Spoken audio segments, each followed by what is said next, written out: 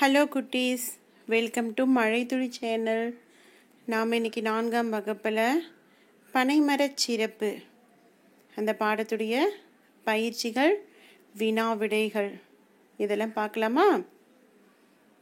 சரி, முதல் பயிற்சி, சரியான சொல்லை தெரிவு செய்து எழுதுவோமா? சரியான சொல்லை தெரிவு செய்து எழுதுவோமா? 1.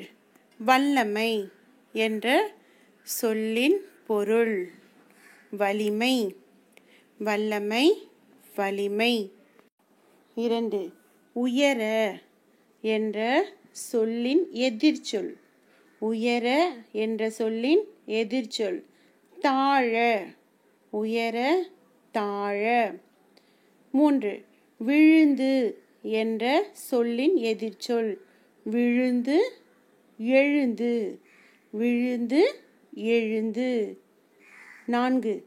கரையோரம், இச்சொல்லை பிரித்து எழுத கிடைப்பது. கரை கூட்டல் ஓரம். கரையோரம், கரை கூட்டல் ஓரம்.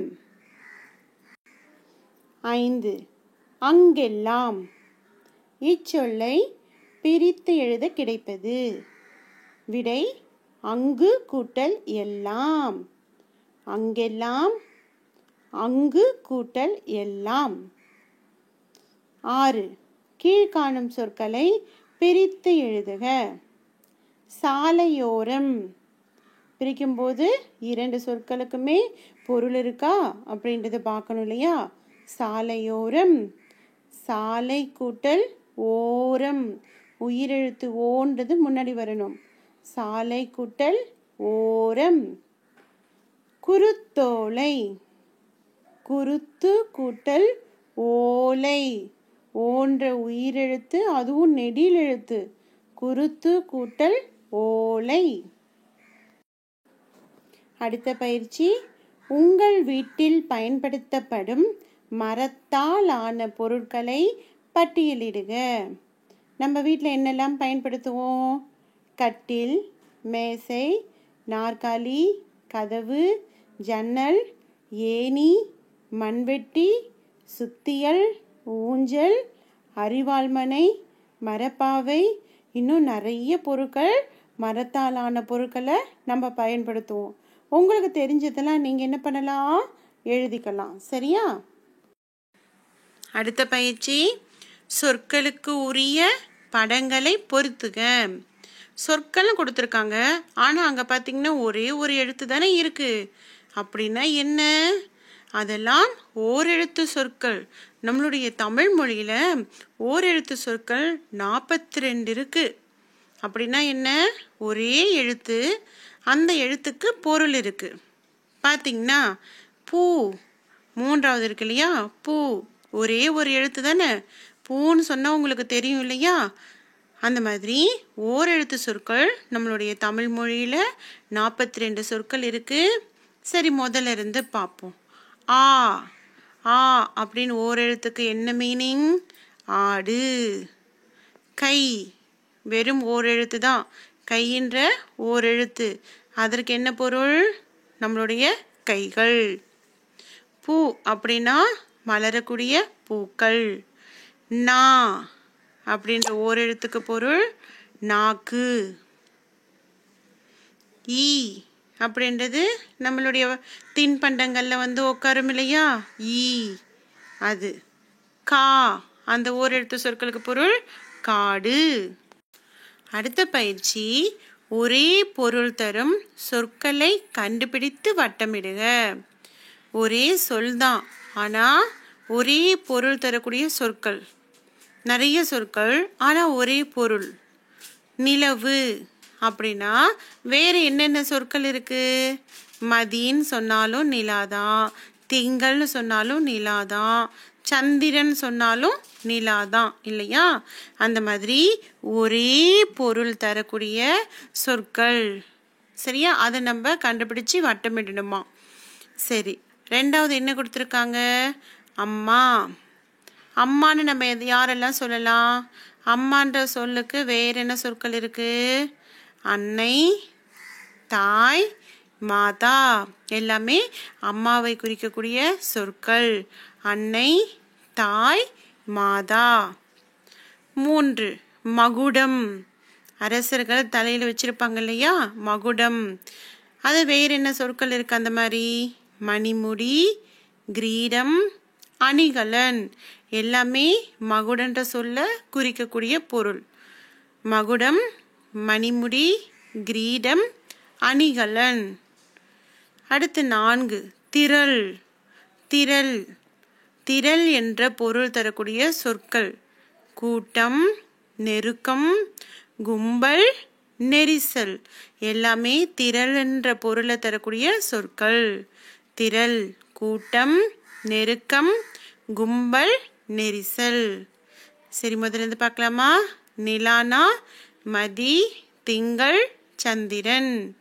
அம்மா, அன்னை, தாய், மாதா.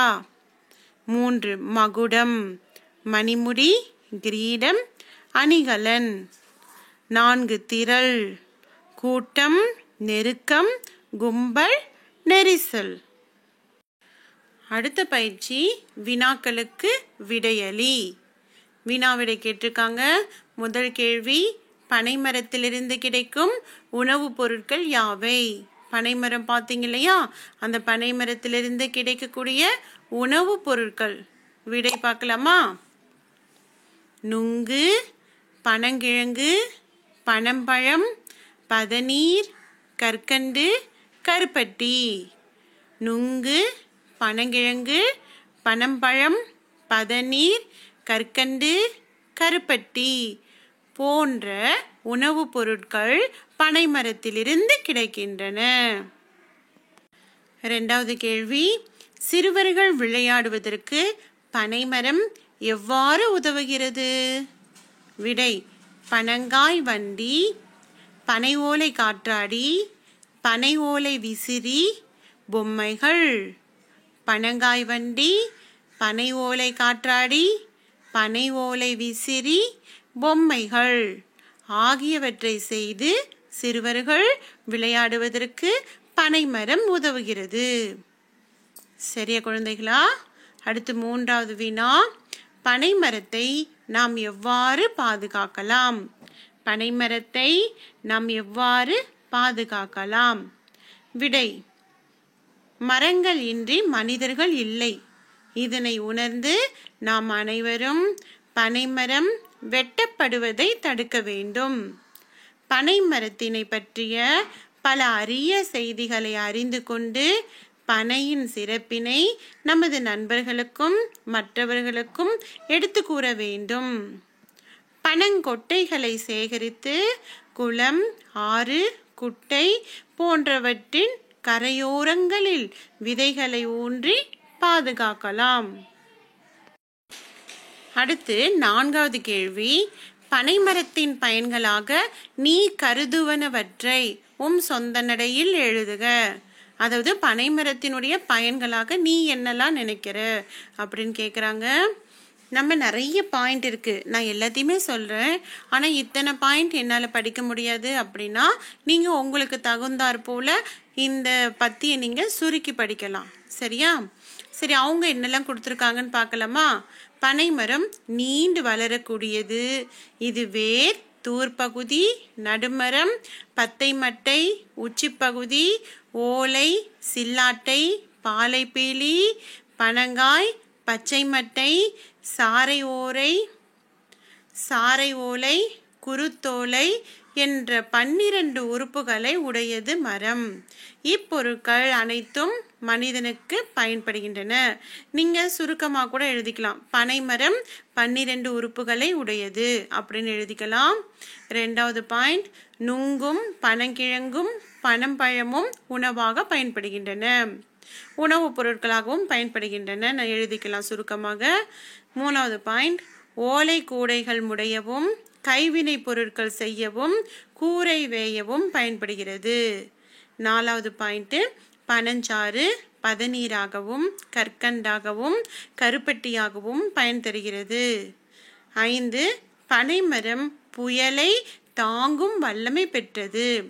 6, பனை ஓலை ஓலைச்சுவடிக்காகவும் பயன்படுகிறது. 7. பனைமரத்தின் வேர் நீரை தக்க வைத்து கொள்ளும் இயல்பு கொண்டது. இது நிலத்தடி நீர்மட்டம் உயர காரணமாக அமைகிறது. 8. பனங்காய் வண்டி, பனை ஓலை காற்றாடி, பனை ஓலை விசிறி, பொம்மைகள் ஆகியவற்றை செய்து விளையாட்டுக்கள் விளையாட பயன்படுகிறது. 9. பறவைகளுக்கு வாழிடமாகவும் விளங்குகிறது. இப்படி பனைமரத்தினுடைய சிறப்பு நிறைய இருக்கு. உங்களால் எவ்வளோ படிக்க முடியுமோ அந்த அளவுக்கு நீங்கள் சுருக்கி படிக்கலாம். சரியாம்மா? ஓகே குட்டீஸ், இதே மாதிரி ஃபர்ஸ்ட் லெசனோட கொஸ்டின் அண்ட் ஆன்சர்ஸ் அப்புறமா புக் பேக் எக்ஸசைஸ்லாம் இருக்குல்ல, அதெல்லாம் கீழே டிஸ்கிரிப்ஷன் பாக்ஸில் லிங்க் தந்திருக்கேன். அதையும் மறக்காமல் பார்த்து படிங்க.